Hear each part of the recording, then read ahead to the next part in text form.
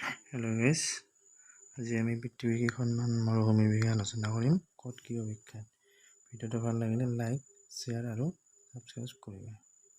Australian পৃথিৱীৰ ভিতৰত চতুৰ্থ স্থানত থকা এখন মৰুভূমি ই অষ্ট্ৰেলিয়াত অৱস্থিত।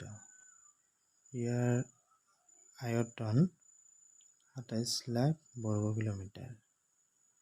কালাহাৰী এখন উল্লেখযোগ্য মৰুভূমি। এই মৰুভূমিখন আফ্ৰিকাত অৱস্থিত। ইয়াৰ আয়তন ৯০০ বৰ্গ কিলোমিটাৰ। গোপী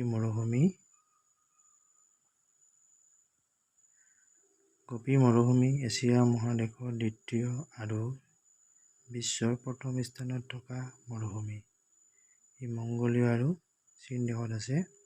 ইয়াৰ আয়তন ১২,৯৫,০০০ বৰ্গ কিলোমিটাৰ। ছাহাৰা মৰুভূমি বিশ্বৰ তৃতীয় স্থানত থকা মৰুভূমি। ই আফ্ৰিকা মহাদেশত অৱস্থিত। ইয়াৰ আয়তন ৯২ লাখ বৰ্গ কিলোমিটাৰ।